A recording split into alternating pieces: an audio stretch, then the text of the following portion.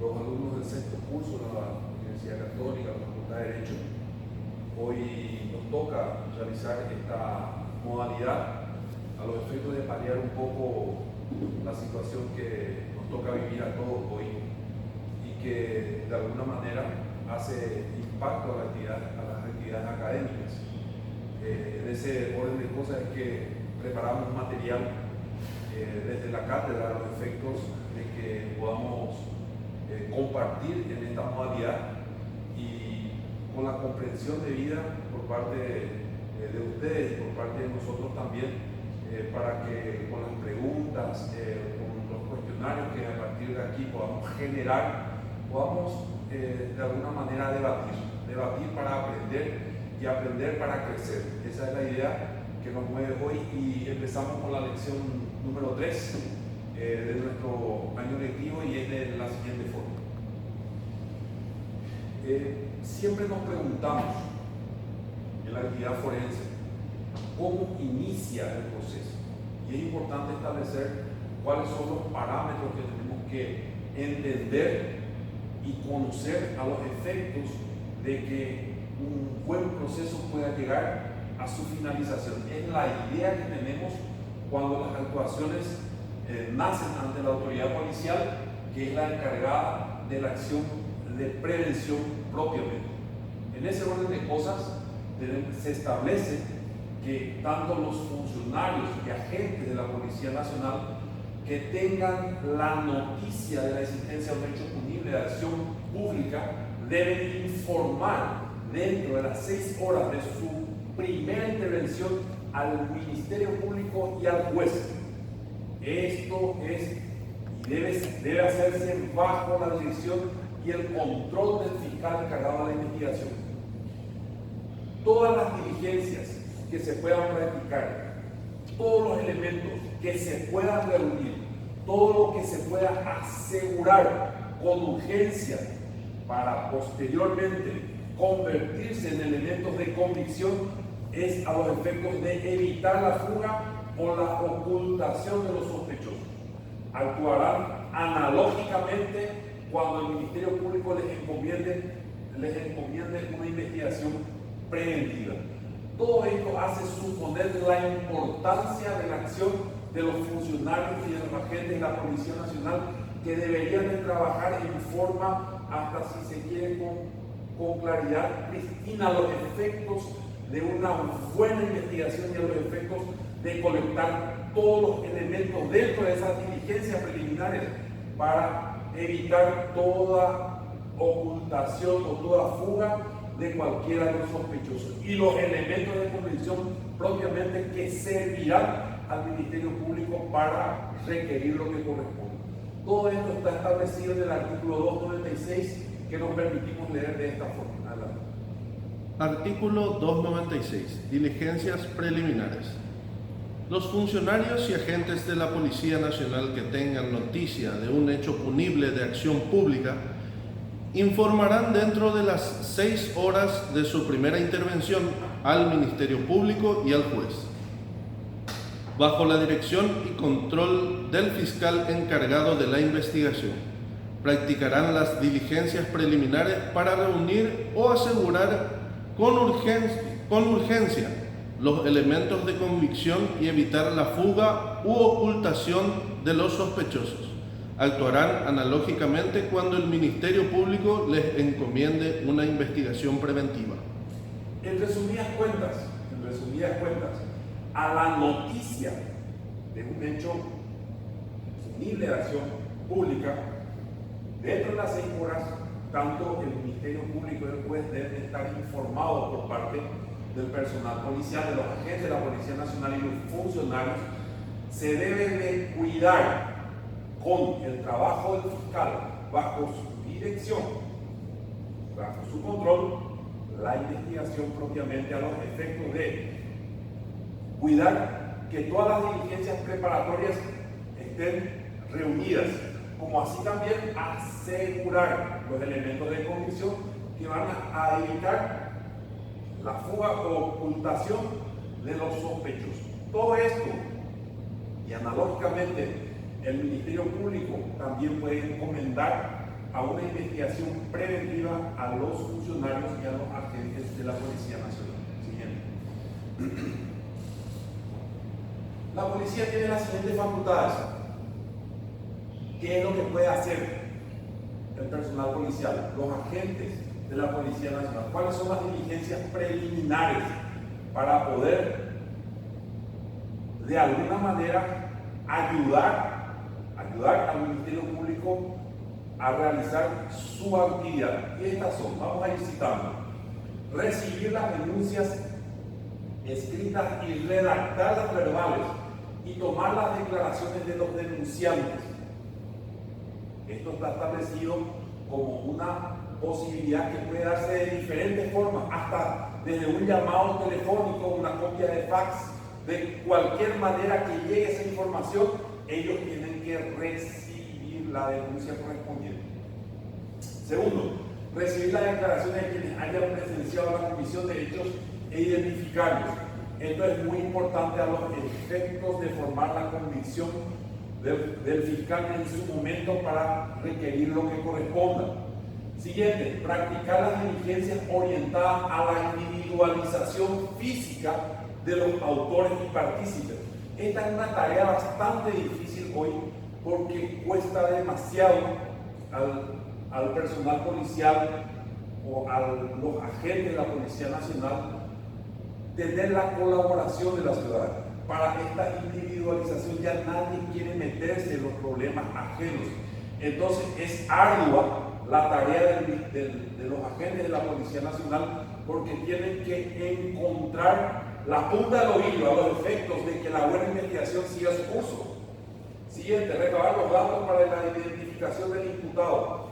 Y tuvimos varios casos en el Tribunal de Sentencia inclusive, en donde los datos del imputado llegaron hasta la acusación propiamente sin que tengan, por ejemplo, cédula de identidad, número de cédula de identidad. ¿Y cómo nosotros vamos a condenar a una persona que no está identificada? Eso es una actividad que tiene que hacerse en este estadio procesal. Hay que buscar la manera de identificarlo de alguna manera. Y si no tiene identificación, pues bien, hay que hacer el proceso correspondiente para identificarlo. Siguiente, aprehender a los supuestos autores y partícipes. Esto está muy claro. Siguiente, practicar registro de las personas y automotores. Hoy por hoy vemos muy asiduamente en todo lo que es la ciudad de Villarrica, y también cuando uno está viajando, la actuación de este grupo Lince, por decir, y vamos a tomar como un ejemplo. Cuando alteran a una persona, cuando hacen el cateo correspondiente, la pregunta es: ¿lo hacen dentro de las facultades y de las garantías que tiene el agente de la Policía Nacional? ¿O hacen una suerte de desmán de las garantías que tiene una persona o un particular que está en movimiento dentro de la ciudad? Todas son cuestiones que tenemos que preguntarnos ahora, porque mañana, cuando tengan un caso, van a tener que lidiar con estas circunstancias. Aprehender a los supuestos autores y partícipes se entiende cumplir las reglas que hacen a las garantías dentro del debido proceso. El practicar el registro de las personas y automotores. Hay un problema que se volvió una costumbre dentro del proceso, y es que en ese registro de personas o en ese registro de vehículos o de automotores no se plasma en el parte policial, por ejemplo, los testigos. Y dice la Policía Nacional: ¿cómo nosotros vamos a conseguir testigos si no está nadie? Si es a deshora o en horas de la madrugada. Perfecto, eso hay que consignar para que el juez pueda tener, para que el fiscal pueda tener esos elementos, para que el juez pueda también medir esos elementos, y también la Cámara de Apelaciones en algún momento pueda mediar esa circunstancia, esa situación en donde esa práctica de registro a veces se convierte en una suerte de avasallamiento de las garantías que tiene toda persona. Entonces, es importante estas cuestiones tener muy presentes presentes en el inicio del proceso y a veces en la práctica forense no nos damos cuenta o a veces no explotamos desde el punto de vista de la defensa o desde el punto de vista de la fiscalía o desde el punto de vista del juzgador estas circunstancias. Siguiente, el levantamiento de planos y fotografías. Esto implica y me convence a mí cuando el personal policial tiene la posibilidad de que, habiéndose cometido un hecho punible de acción penal pública, ellos se constituyan y antes de que de alguna manera se toque todo lo que hace al escenario del crimen o se contamine ese escenario, ellos puedan levantar fidedignamente los planos, las fotografías y tener esos elementos para el requerimiento posterior del Ministerio Público. Eso es demasiadamente importante al inicio del proceso y es algo que la Policía Nacional tiene que observar a diario en sus actuaciones, porque eso depende mucho el avance del proceso, de un buen proceso para que termine como corresponde y en el requerimiento justo. El levantamiento de indicios y pruebas cae por debajo de este elemento y así como lo manifestamos y estoy convencido plenamente de que la acción del Ministerio Público depende muchísimo de la acción de la gente de la Policía Nacional.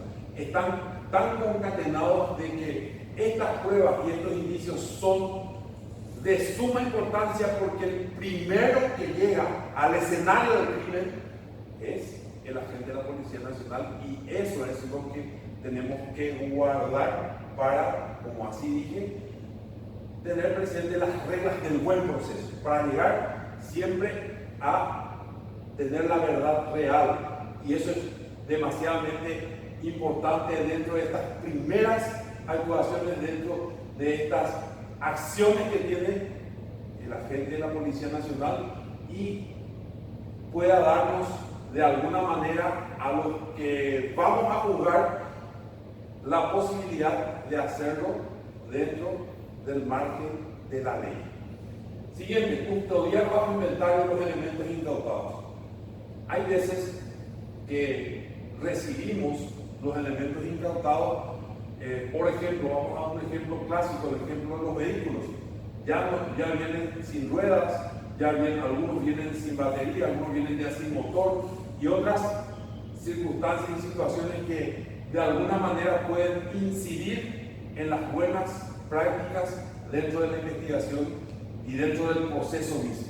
Eso es muy importante que esa cadena de custodia sea mantenida en buena forma por los agentes de la Policía Nacional.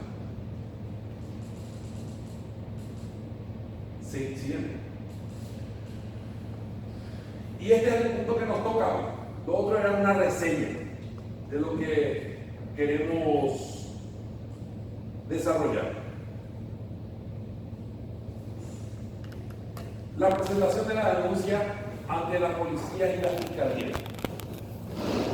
El artículo 284 del Código Procesal denuncia toda persona que tenga conocimiento de un hecho punible de acción pública podrá denunciarlo ante el Ministerio Público o la Policía Nacional.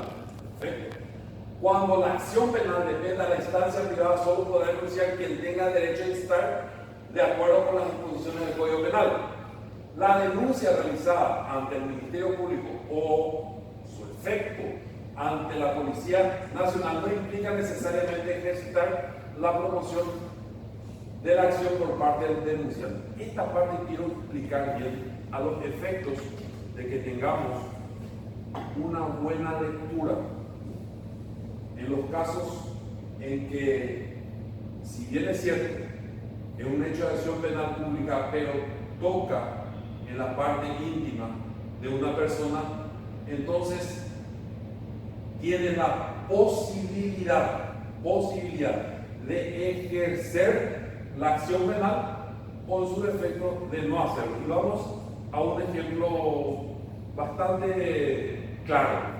Hay veces que se suceden hechos de violación o de coacción sexual dentro de lo que es el ámbito familiar. Tía, tíos, sobrinos, sobrinas. Y a veces el pudor de la persona que fue sometida a esa violación le impide llevar adelante una denuncia en contra de su propio pariente, en contra del propio pariente. Entonces, hay una permisibilidad en cuanto a llevar adelante o no la acción penal pública. Por eso es importante dividir que el 284 reza y dice que toda persona que tenga conocimiento del hecho punible de la acción penal pública tiene que denunciarlo ante el Ministerio Público o la Policía Nacional, por cualquier medio existente. Pero cuando la acción dependa de la instancia privada, solo podrá denunciar quien tenga derecho a estar de acuerdo con las disposiciones del Código Penal. La denuncia realizada ante el Ministerio Público o su efecto ante la policía no implica necesariamente ejercitar la promoción de la acción por parte del denunciante. Hay situaciones, como vamos a ver un poco más adelante, situaciones en donde explicamos bien de que la persona afectada tiene el derecho, es como un cerrojo, tiene el derecho a decir no. Yo no quiero continuar con esto porque va a afectar mi familia, va a afectar mi pudor, va a afectar mi posición en mi trabajo, va a afectar mi posición en la sociedad.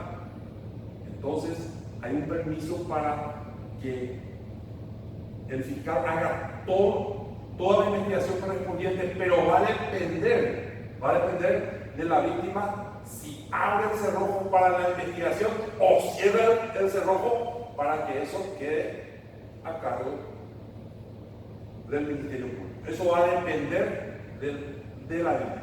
Hay muchos que llevan adelante y hay otros casos que se cerraron en el ámbito familiar.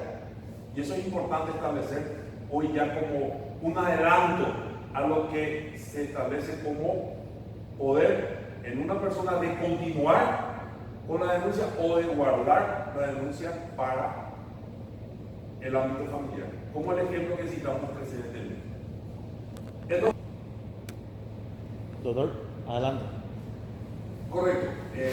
Me interesa de sobremanera de que todos los cursantes entiendan este meollo de lo que es la presentación de la denuncia, porque es algo que ustedes van a trabajar en la parte práctica después de conocer esto, que es lo que nos toca a nosotros, la parte práctica propiamente. Vamos a ensanchar no para copiar, pegar, eso es lo que no queremos hacer.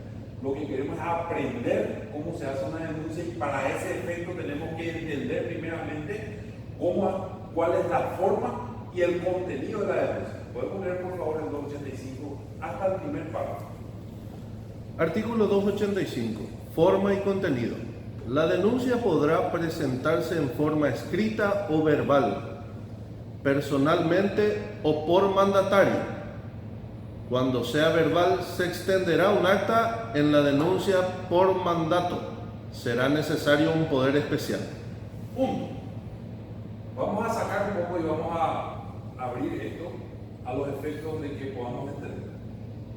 La denuncia, como dijimos precedentemente, puede ser por cualquier medio, de cualquier forma, por un medio periodístico, por las redes sociales, de la manera menos sospechada puede aparecer una denuncia, y el Ministerio Público tiene que tomar esas consideraciones y plasmarlo en un documento y posteriormente en una investigación.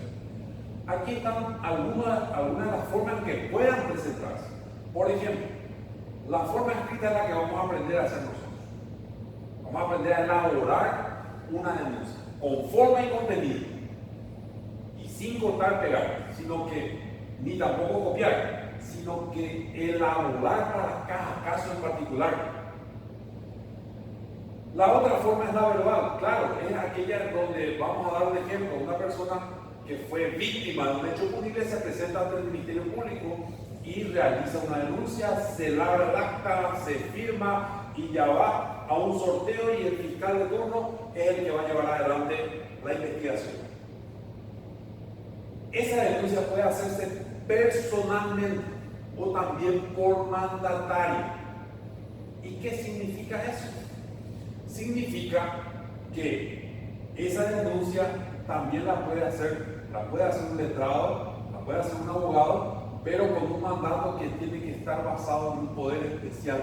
Y eso es importante saber y establecer que se necesita poder especial para hacer una denuncia por mandato. Tengan presente eso. La denuncia verbal, así como dijimos, puede hacerse de cualquier forma. Y la escrita es la que vamos a aprender a hacer en la práctica, después de esto que estamos desarrollando. Siguiente punto. Vamos al siguiente punto. Hasta el siguiente punto. En ambos casos, el funcionario que la reciba comprobará y dejará constancia de la identidad y domicilio del denunciante.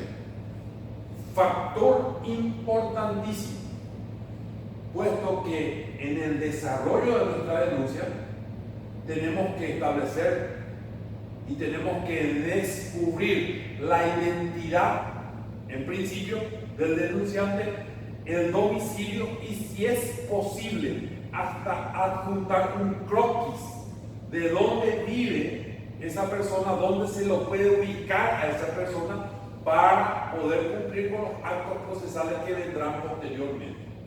Entonces, esto está establecido como una norma dentro del desarrollo de la denuncia, que tiene que estar bien determinado el nombre, bien determinado la identidad, bien determinado el domicilio y hasta, si se quiere, como dijimos, un croquis para posteriormente las notificaciones puedan llegar a destino, porque ese es un problema enorme.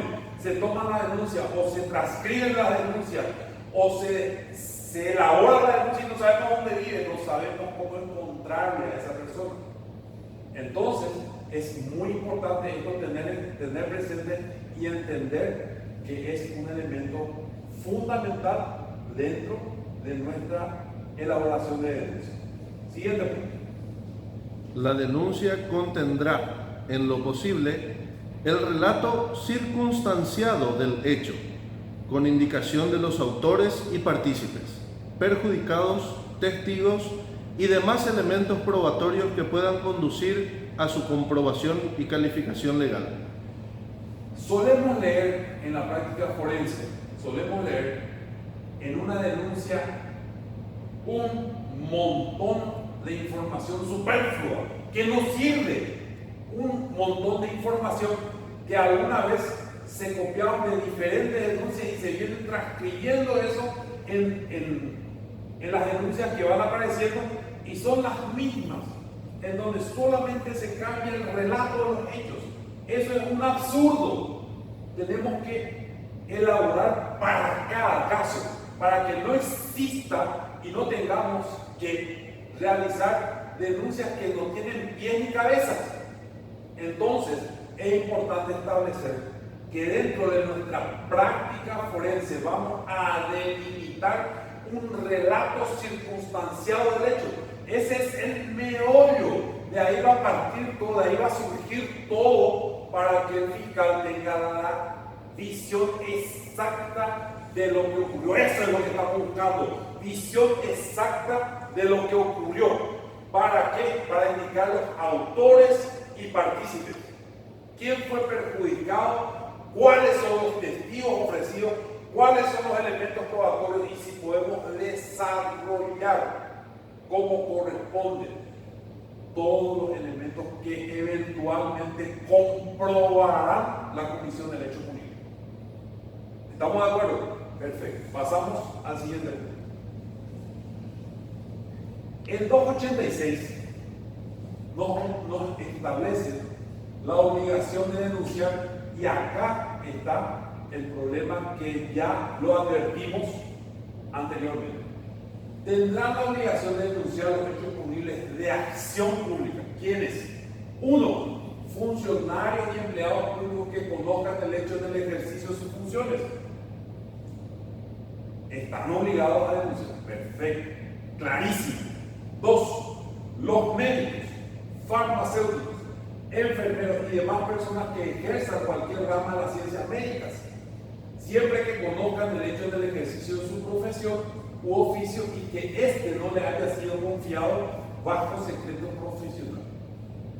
Aquí quiero detenerme un instante a los efectos de establecer de cómo se desarrolló una denuncia en donde la persona afectada llegó en muy mal estado al hospital regional de Villarrica y fue atendida por nuestro médico forense acá de la institución y advirtiendo la posibilidad de la existencia de una violación, de una coacción sexual o violación, el mismo profesional, el mismo médico forense que también trabaja en el hospital regional, recibe a esa paciente y elabora un informe bastante confidencial al Ministerio Público a los efectos de su toma de razón y del ejercicio de la acción penal. Ese es un ejemplo claro de cómo el médico recibe la noticia de la comisión de un hecho punible, atendiéndole a la paciente.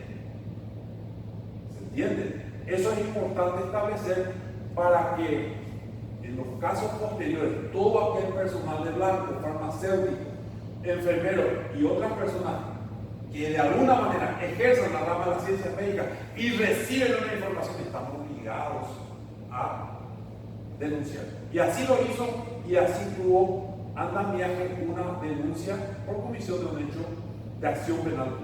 Perfecto. El tercero, las personas que por disposición de la ley, de la autoridad o por algún auto jurídico tengan a su cargo el manejo, la administración del cuidado, el control de bienes e intereses de la institución. Ejemplo, un consejo de administración de una circunscripción judicial. Claro, tienen la obligación de realizar la denuncia cuando se sustrajo combustible, se sustrajo elementos que quedaron en guarda, elementos probatorios que quedaron en guarda, por ejemplo, escopeta, rifle, armas de fuego, revólver, pistolas, etc. Tiene la obligación de denunciar. ¿Y quiénes son? Las autoridades del Consejo de Administración. Perfectamente. ¿Puede hacerlo el juez de la causa? Claro que puede hacerlo. Llama y pide a la gente de la bóveda y se traiga tal arma que es de tal hecho punible cometido en tal fecha, porque vamos a tener una audiencia preliminar y no está la arma. ¿Qué tiene que hacer el juez? Denunciar el hecho. Está establecido dentro del artículo 286, dentro de sus facultades y de su obligación. ¿Se entiende? Perfecto. En todos estos casos, la denuncia dejará de ser obligatoria si razonablemente arriesga la persecución penal propia. Claro, nadie está obligado a declarar contra sí mismo. Del cónyuge, conviviente o pariente con el cuarto grado de consanguinidad o por adopción o segundo de afinidad o cuando los hechos fueron conocidos bajo secreto profesional. Y acá hay una paradoja, porque hubo un caso en la zona de Tabaí donde hubo un torneo de truco con grandes cantidades en juego y ocurre un hecho punible de homicidio dentro de los propios asistentes a ese juego de azar. ¿Y qué pasa? Que el hermano tiene una discusión con uno de los asistentes y subió de tono y hubo arma blanca de por medio, hubo arma de fuego por medio y hubo un muerto. ¿Está obligado el hermano a contar lo que pasó? Es mi pregunta. ¿Está obligado a contar al Ministerio Público y decir, sí, mi hermano esto ocurrió así de esta forma, agarrosa? Él sacó su cuchillo, pero mi hermano sacó su arma y le disparó 3 tiros y le mató, le dejó y se escapó y bueno, y está en tal parte. Este último párrafo ¿le exonera a esa persona o no le exonera? Y vuelvo a leer. En todos estos casos, la denuncia dejará de ser obligatoria si razonablemente arriesga la persecución penal propia del cónyuge, conviviente o pariente dentro del cuarto grado de consanguinidad o por adopción, o segundo de afinidad, o cuando los hechos fueron conocidos bajo secreto profesional. Eso dejo para los cursantes esa pregunta. ¿Estaba obligado el hermano a testificar en contra de su hermano? En contra del que mató. No sabemos si se defendió, no sabemos si actuó con ira, no sabemos si reaccionó fuera del contexto de lo que era el juego de azar. Está obligado a adelantar eso. Dejo eso picando para que algunas de las preguntas que puedan darse nos escriban y podamos sacar una conclusión positiva. Pero es importantísimo conocer este elemento que evidentemente después ustedes van a poder usar a favor o en contra, si están frente al mostrador o si están detrás del mostrador. Eso va a ser en su oportunidad.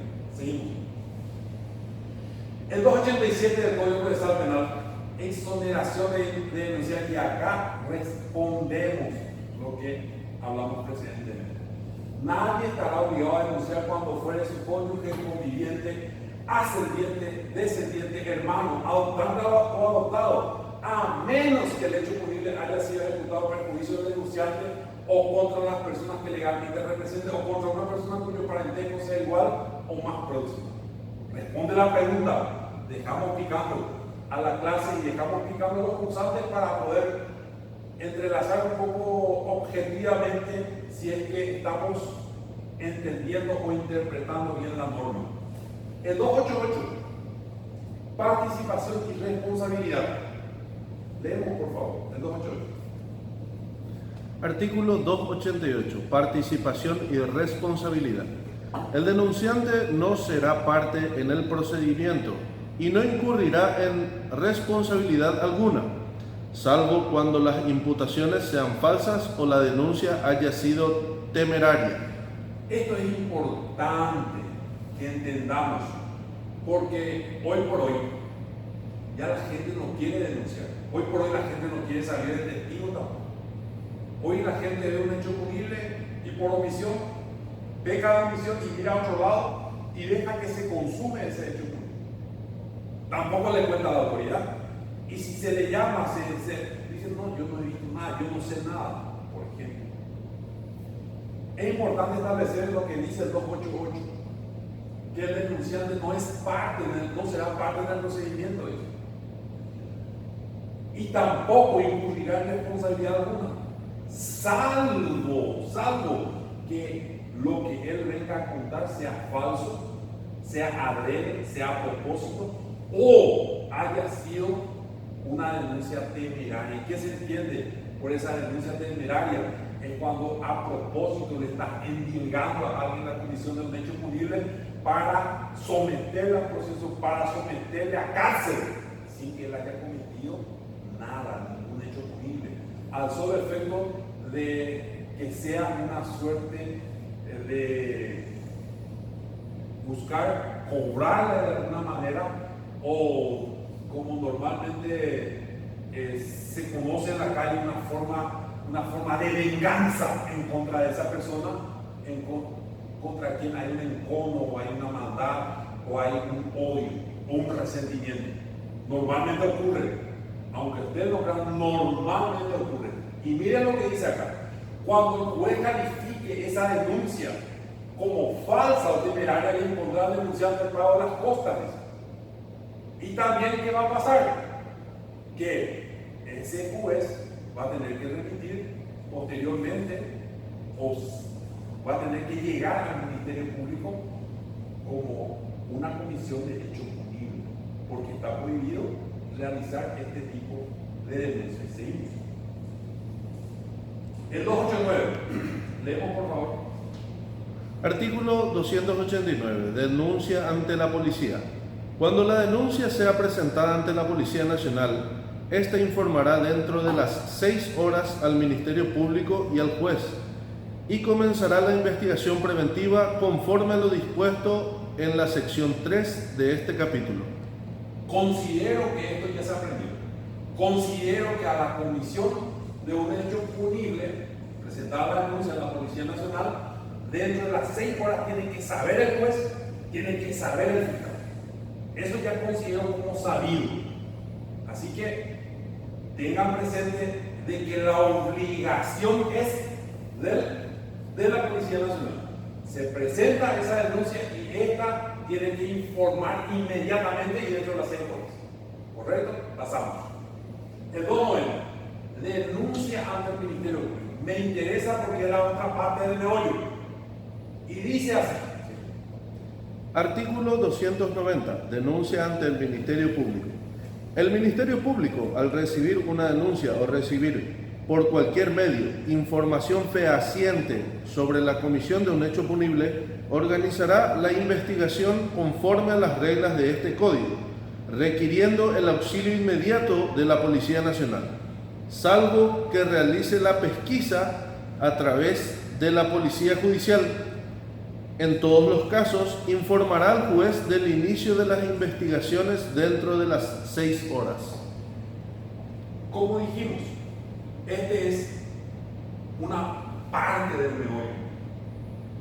Si hablamos de identificar, si hablamos de establecer cuáles son los elementos que vamos a utilizar, los elementos de prueba que tenemos que colectar, que tenemos que guardar para que el Ministerio Público haga su trabajo, aquí tenemos de la manera en cómo llega esa denuncia al Ministerio Público y qué hace al recibir, porque es una información fehaciente sobre la comisión de hecho punible y debe organizarse la investigación. Esta es la facultad de los buenos investigadores. Por eso nosotros tenemos una suerte de convicción de que tiene que existir 2 clases de fiscales. Uno, el fiscal de calle, ese fiscal colector, ese fiscal que se despierta a la madrugada al hecho punible, que va y lacra el lugar donde se cometió, levanta los elementos probatorios, lacra de vuelta eso, guarda la cadena de custodia. Y el otro fiscal es aquel fiscal que, teniendo toda la colección de elementos, puede decir si con esto hay una prognosis de condena. Es el fin último del proceso. O si no, ¿para qué? O si no, ¿para qué? Para venir a buscar una solución ante el tribunal de sentencia. No vale la pena. Es importante establecer que el fiscal organice, y ese fiscal tiene que ser un fiscal bien parado, un fiscal que tiene que tener un equipo de trabajo, como dice ahí, acompañado a la policía judicial. Nunca existió la policía judicial, al menos yo no conozco. Entonces, es importante que este fiscal colector guarde todo el marco constitucional de garantías del proceso a los efectos que realice una pesquisa como corresponde dentro del marco legal para llegar a una prognosis de condena posteriormente para el castigo de esa comisión del hecho punible. En todos los casos, informará al juez el inicio de las investigaciones dentro de las 6 horas. Y también acá hay una pregunta que siempre nos hacemos en razón a qué pasa si no informa al juez dentro de las 6 horas. Y hubiera un caso, claro que hubiera un caso. Vulnera garantías procesales. Esas son preguntas que eventualmente querría enriquecer con ustedes en el transcurso del año lectivo, cruzando estos datos. ¿Qué pasa si no se informa? ¿Qué pasa si al fiscal se le fue de las manos y no pudo informar al juez? ¿Vulnera garantías? ¿Es nulo el proceso? ¿O es objeto de nulidad? Dejo esa pregunta también a los cursantes y vamos a ir develando conforme vamos pasando la información. Seguimos. Asistencia inmediata a aprendidos y detenidos. El artículo 12 es todo un, hasta si se quiere, adagio que tiene que tener cada defensor, este artículo 12, mirar esto. Tenemos que tener presente en todo momento, puesto que hace a la pureza del proceso, hace a que el proceso sea transparente, observando estas garantías establecidas en la Constitución Nacional. ¿Qué dice el artículo 12? Por favor, y vamos a irlo por parte, por punto. Artículo 12. De la detención y del arresto. Nadie será detenido ni arrestado sin orden escrita de autoridad competente, salvo caso de ser sorprendido en flagrante comisión de delito que mereciese pena corporal. Toda persona detenida tiene derecho a... Antes de pasar, me gustaría centrar este punto en lo que el detenido o el arrestado tiene como garantía o como derecho ante la autoridad competente. Y el primero de ellos, que tenga que ser sorprendido en flagrante comisión de delito. Solamente en ese aspecto podemos establecer que la detención y el arresto hayan sido dentro del marco de las garantías, salvo los casos establecidos por la ley que vamos a ir viendo posteriormente. Y que dice así, ¿sí? Que se le informe en el momento del hecho de la causa que la motiva, de su derecho a guardar silencio y a ser asistida por un defensor de su confianza. En el acto de la detención, la autoridad está obligada a exhibir la orden escrita que la dispuso. Esta es una de las excepciones, la orden escrita. Cuando existe orden escrita para el acto de la detención, la autoridad tiene que primero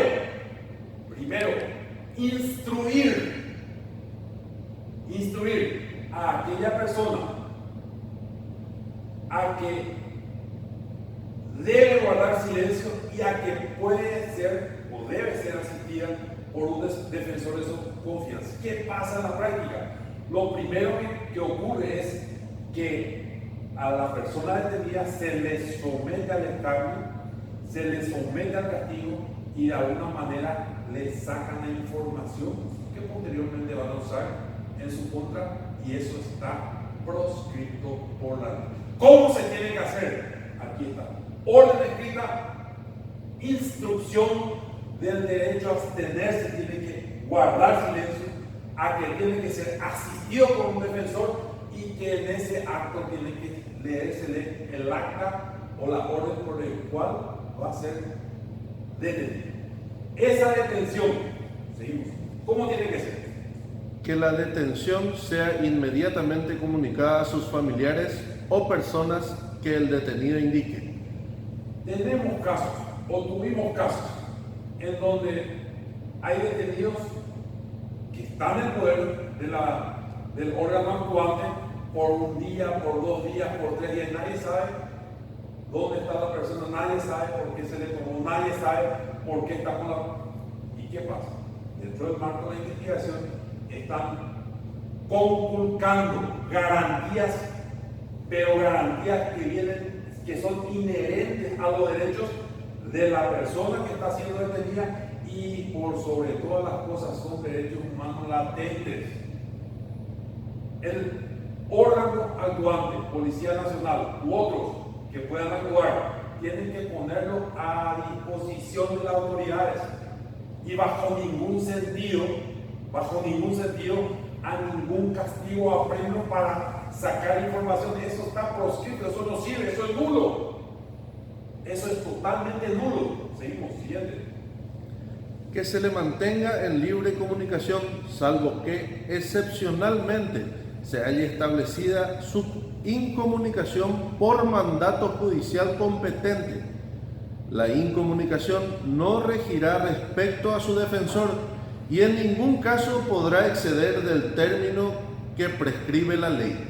Claro, cuando se procede a la detención, automáticamente tiene que estar en contacto con sus familiares, con sus abogados defensores. Esa es la regla. Pero también hay una excepción. Cuando el fiscal te solicita que por razón de la investigación se lo mantenga incomunicado a los efectos de poder tomar a todos los involucrados del hecho. Eso tiene que ser la constante. El Ministerio Público tiene que solicitar, y ahí el órgano investigador puede hacer todo su trabajo por un tiempo. No es que va a mantener la comunicación durante todo el proceso, no, es solamente y rige solamente por un tiempo, pero no rige por con relación a su defensor. Su defensor tiene que estar en comunicación con él en forma constante y libre. Eso es un derecho adquirido, es un derecho dentro del proceso mismo, es un derecho humano que tiene que ser respetado. ¿Seguimos? Que disponga de un intérprete, si fuere necesario, y a que sea puesta en un plazo no mayor de 24 horas a disposición del magistrado judicial competente para que éste disponga cuanto corresponda en derecho. Tuvimos un caso en la circunscripción judicial en donde un ciudadano alemán muy tocado por la situación que le tocó vivir a su mamá y a su papá acá en la colonia Independencia, viene de Alemania y acciona con ira, con odio, con resentimiento, y actúa en contra del agresor de sus padres. ¿Cómo? Se hace pasar por cliente, le lleva hasta el lugar de venta de un inmueble y ahí procede a dispararle con un arma de calibre 22 varias veces. También, como que no muere enseguida, saca un arma blanca y también le clava varias veces, y como que no muere otra vez, entonces le corta el cuello y ahí fallece. Este ciudadano alemán no hablaba una palabra en castellano. Todo este hecho, ven otros testigos con binoculares desde un primer piso, desde un lote, porque eran sonidos de arma. Entonces, con los binoculares vieron el hecho y llamaron a la Policía Nacional. Vino la Policía Nacional y casi este hecho termina en la nada, porque entra debajo de un tubo de agua, de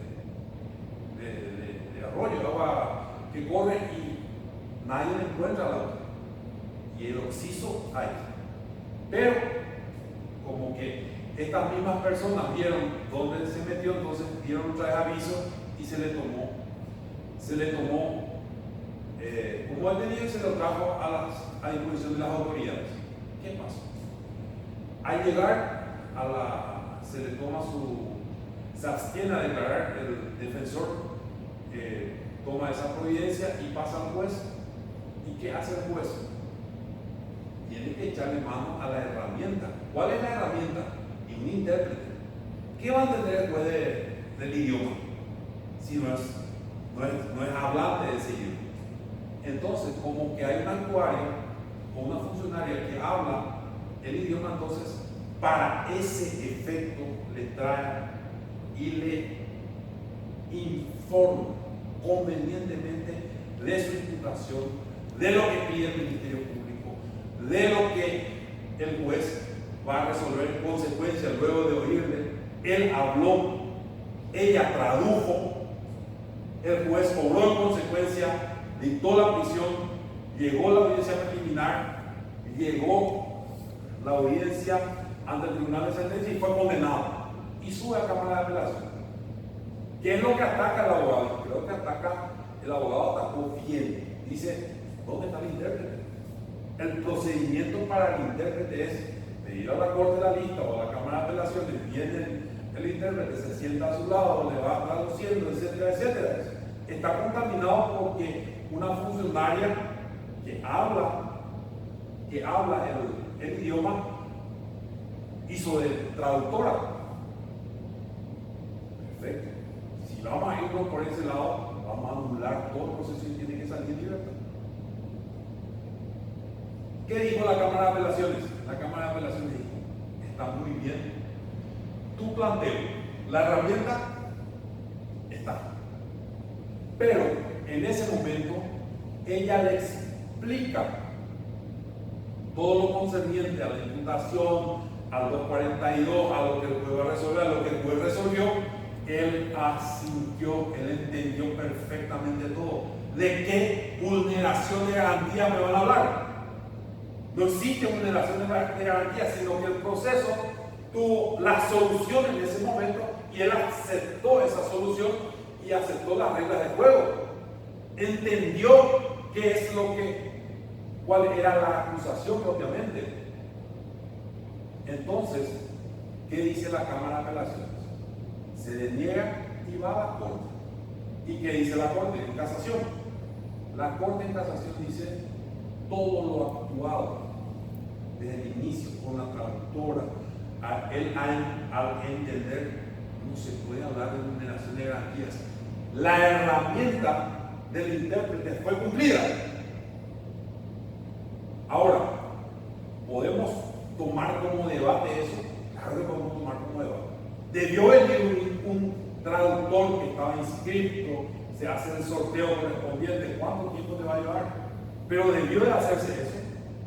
Eso dejamos también como pregunta para el auditorio, para que posteriormente hagamos un pequeño debate sobre garantías y derechos dentro del mismo proceso. Seguimos. Asistencia a la víctima de un hecho punible. Donde me voy, hay una queja terrible en contra de la poca implicancia que tiene la víctima en el proceso. Todos hablamos del procesado, sus garantías, si es nulo, todo el protocolo es para el incoado y no a la víctima. ¿Por qué no a la víctima? ¿Por qué este proceso por qué este código se preocupa en un 99% del procesado y no de la víctima? ¿Por qué a la víctima no se le da la importancia si es el objeto o es la persona que fue agredida, o es la persona que fue hurtada, o es la persona que fue estafada? ¿Por qué no? Y vemos por qué. Vamos a desentrañar un poco eso. Para la asistencia a la víctima de un hecho punible, se cuenta con el Centro de Asistencia a la Víctima del Ministerio Público. ¿Funciona o no funciona? A mi modo de ver, no funciona. Nunca escuché que funcione. A mi modo de ver, que asista a la víctima en cualquier momento del proceso de victimización, es decir, luego de ocurrido el hecho y también cuando la misma debe afrontar diligencia dentro de un proceso penal. Y le doy un ejemplo. Tenemos casos de menores de edad, niñas, que declararon primero ante la policía, segundo ante la fiscalía, tercero ante el juez, cuarto en el juicio oral, quinto ante la Cámara de Apelaciones otra vez.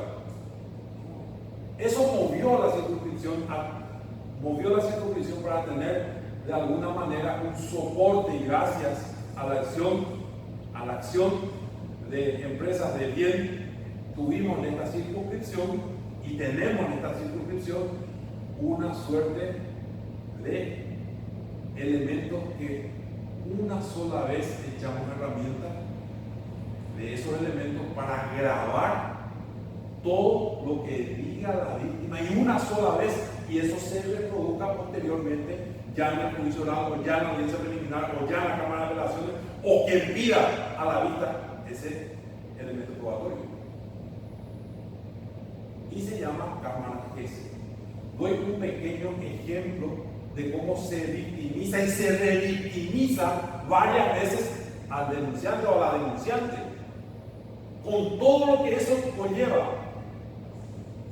Entonces, tenemos que tener presente de que dentro del proceso y cuando se deben afrontar diligencias, la declaración o el reconocimiento de personas identificadas en supuesto autor, el Centro de Asistencia a Víctimas debe proveer los auxilios psicológicos para la atención a las víctimas. Nunca he visto cómo hacer evaluaciones psicológicas, victimológicas para luego brindar reportes técnicos periciales a los agentes fiscales. Esto sí se realiza en sede del Ministerio Público, pero una sola vez. Esto tiene que ser constante, esto tiene que ser en un día a día para evitar el daño moral, el daño que pueda recibir esta persona que realiza la víctima. También es importante asesorar con criterios psicosociojurídicos la toma de decisiones en el proceso de investigación fiscal. ¿Para qué? Para darle a la víctima sustento, darle a la víctima de alguna manera la fuerza necesaria para afrontar todas las etapas del proceso y que pueda llevarse a cabo lo que el Estado persigue, la condena a aquel que ha infringido la ley. Eso es muy importante. Para ello es de suma importancia, y vuelvo a establecer, que ese centro de asistencia a víctimas sea dinámico, esté permanentemente cuidando de aquellas personas que necesitan del soporte para llegar a la finalización del proceso. Este centro resulta, por su importancia, un fin primario, que es salvaguardar el bienestar de las víctimas. Ese bienestar moral tiene que estar resguardado para que no llegue a la finalización del proceso en peores condiciones que cuando fue víctima de esa agresión. Y también es importante establecer de que la víctima tiene que tener un trato especial, a mi modo de ver, por parte del Ministerio Público, en la contención, por parte del juez y por parte del Tribunal de Sentencia. Muy bien, este es el último punto a establecer por el día de hoy. Pedimos las disculpas del caso si es que nos